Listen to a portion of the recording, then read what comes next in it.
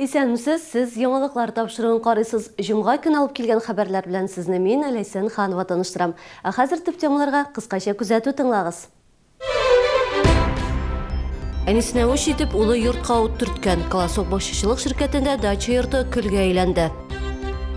Республиканың коммуналь предприятиеләр союзы вәкилләре Чаллыга килде. Шәһәрнең ресурс белән тәэмин итүче оешмалар тәҗрибәсе аларны нәрсә белән кызыксындыра, Гүзәл Шихапова ачыклады. Машина йөртү таныклыгын җиңел генә алып булмаячак. Имтихан бирү кагыйдәләре тагын да катгыйлана. Кайчаннан хәбәрчебез белде. Бу атнада көннәр кызу тора, янгын чыгу очраклары да бар. Бүген Колосок бакчачылык ширкәтендә дә дача йорты янды. Тик сәбәбе көн түгел, ут төртү. Хуҗабикә бу вакытта үзе дә бакчада эшләп йөргән була. Коткаручылар урынга берничә минут эчендә килеп җитә. Тик йортны барыбер коткарып кала алмадылар. Ул тулысы белән янып бетте. В ходе опроса Сораштырудан шул аңлашылды. Йортка хуҗабикәнең улы ут төрткән. Кичә яулар арасында ызгыш чыккан булган. Ират әнисен участоктан куып чыгарган һәм ут төртте. Үзе чыгып кача. Шаһитлар сүзләренә караганда Иратның беренче генә тапкыр йортка ут төртүе түгел. Ул бер кайда да эшләми, исерткеч эчемлекләр куллана. Кичә әнисеннән акча сораган булган, ана исә бирмәгән. Әлеге эш буенча материаллар Тукай районы эчке эшләр бүлегенә җибәрелде. Хөкем карары үзгәрешсез калды. Бүген Татарстан югары судында 86 яшьлек Мисбах Сахабетдиновның һәм аның адвокатының апелляция гаризалары каралды. Исегезгә төшерәм, пенсионер 2015 елның декабрендә 4-нче шифаханәдә эшләүче табиб-травматолог Андрей Железновны үзе ясаган таяк формасындагы коралдан атып үтерде. Пенсионер бу адымын табибның аңа берничә ел элек ярдәм итмәве белән аңлата. Бүгенге көндә Мисбах Сахабетдинов Чистайда, вакытлыча изоляторда. Суд видеоконференция режимында үтте. Нәтиҗәдә Чаллы шәһәр судының карары үзгәрешсез калдырылды. Мисбах Сахабетдинов 6 елда 3 ай гомерен кырыс режимлы колонияда үткәрәчәк.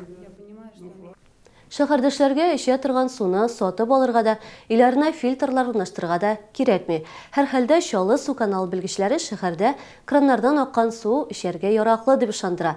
Бүген республиканың коммуналь предприятиеләр берлеге вәкилләре Чаллыга килде. Алар су каналы һәм җылылык станциялары эшчәнлеге белән танышты. Конечно, бережное отношение наших потребителей. У всех счетчики, конечно, сейчас, как раньше, воду не льют. Чаллыдагы эчә торган суның республика буенча яхшылар рәтендә булуына бу гына тәэсир итми, әлбәттә. Безнең шәһәрдә кулланылган технологиялар республика күләмендә зур кызыксыну уятты. Челны всегда были. Чаллы гел алдынгылар рәтендә булды. Казан һәм республиканың башка шәһәрләрендә Чаллы тәҗрибәсен кулланыр дип уйлыйм, чөнки республика халкы чиста су кулланырга тиеш.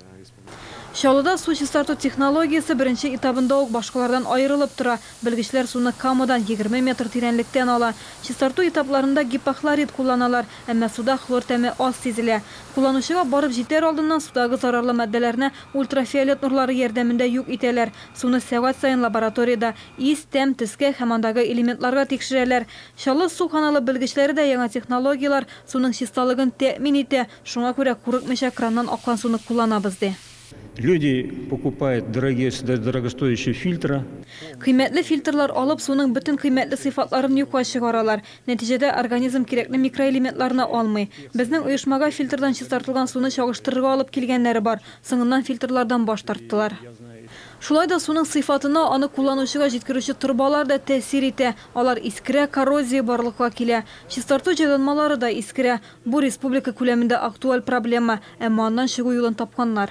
Разрушаются вообще очистные сооружения. Чистарту җайланмалары искерә, металл, бетон күгәрә. Без торбаларны махсус лак белән буй башладык. Аны Татарстанда җитештерәләр, ул бик яхшы. Торак коммуналь өлкәсе белгечләре мондый очрашулар оешмалар арасында проблемаларны бергә хәл итәргә ярдәм итә ди. Хәзер Татарстан тәҗрибәсен Мәскәүдә дә кулланалар. Гүзәл Шихапова, Ленар Султанов, Яңалыклар. Киләсе елларда Шулман проспекты буенча машиналар йөри алачак. Җәмәгать транспорты хәрәкәте дә элеккеге режимда кала. Юлларны япмаячаклар. Бүген бу турыда Камдорстрой предприятиесендә хәбәр иттеләр. Исегезгә төшерәм, биредә капиталь ремонт бара. Проспектны цикләндерү график нигезендә оештырылган.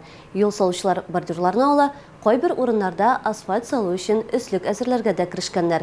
Шулманда капиталь ремонт тәүлек әйләнәсе дәвам итә. Проспект инде октябрьдә куллануга тапшырылырга тиеш. Һәр каршылык графикны боза, еш кына төзелеш транспортына юлда калдырылган машиналар кумачаулык итә. Юлчылар шәһәрдәшләргә автомобильләрен тиешсез урыннарга куймаска, ремонт вакытында исә урау юлларны сайларга кирәклеген тагын бер кат искәртә. Машина йөртү таныклыгын җиңел генә алып булмаячак. Сентябрьдан имтихан бирү кагыйдәләре үзгәрә. Алар тагын да катгыйлана. Автомәктәпләрдә курсантларны яңа кагыйдәләр буенча әзерли дә башлаганнар инде. Исемлектә шактый үзгәрешләр. Әйтик, мәйданчыкта йөрү күнегүләре артачак. Шулай ук шәһәр урамнарында имтихан тапшырганда курсант белән янәшә инструктор утырырга тиеш. Сынау өчен вакыт шул ук кала. Һәр сорауга җавап өчен берәр минут вакыт бирелә. Үзгәрешләр нигездә мәйданчыктагы күнегүләргә кагылачак. Добавились изменения заезд-бокс, вот, как вы видели. Потом повороты 90 градусов упражнения. Потом змейка и маневрирование в ограниченном пространстве. Это новый элемент упражнения. Для новичка это будет посложнее, но зато будет развиваться координация движений у будущего водителя. Он будет держать постоянный контроль над дорогой. Хезмәт хакын вакытында түләмәгән өчен җаваплылык арта. Дәүләт Думасы депутатлары бу хакта закон проектын 3нче укылышта кабул итте. Бу административ хокук бузулар турында хезмәт һәм гражданлык кодексларына үзгәрешләр кертәчәк. Нәтиҗәдә хезмәт хакын вакытында түләмәгән җитәкчеләргә штрафлар күләме арттырыла. Хезмәткәр судка 1 ел дәвамында яшәү урыны яки предприятие урнашкан адрес буенча да мөрәҗәгать итә ала. Закон проектын Дәүләт Думасы депутаты Әлфия Кагогина хуплады. Вводится прогрессивная шкала. Хезмәткәр өчен түләнмәгән эш хакына компенсацияләрнең прогрессив шкаласы арта. Әгәр хезмәткәр 6 ай дәвамында акча алмый икән, эш бирүче тоткарланган һәр көн өчен үзәк банк ставкасыннан 2 мәртәбә артык күләмдә акча түләргә тиеш була. Юристка сорауың булса, бүген үк языл. Чаллыда бердәм юридик ярдәм күрсәтү көне үтәчәк. 24 июньдә бөтен Россия буенча халыкны прокуратура вәкилләре, суд приставлары, адвокатлар кабул итә. Белгечләр безнең шәһәрдә бердәм Россия партиясының җирле бүлекчәсенең кабул итү бүлмәсендә эшләячәк. Аның вакыты иртәнге 8-дән кичке 4-кә кадәр. Белгечкә сорауны җиткерү өчен алдан язылу кирәк. Моның өчен телефон номерын экраннарда күрәсез.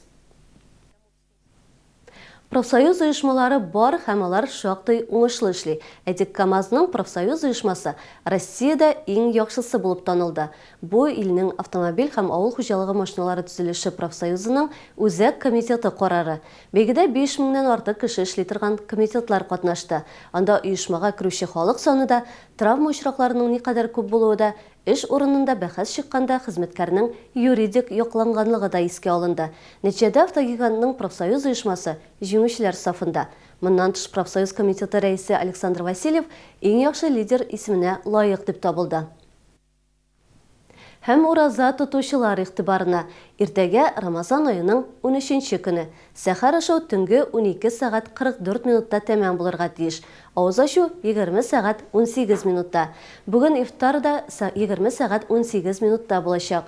Тоткан уразаларыгызның савабына ирешергә язсын. Бүгенгә менә шулар, алда безне ял көннәре көтә. Җәйнең матур көннәрен күңелле һәм файдалы итеп үткәрегез дигән теләктә мин сезнең белән сау булашам. Исән-имин булыгыз.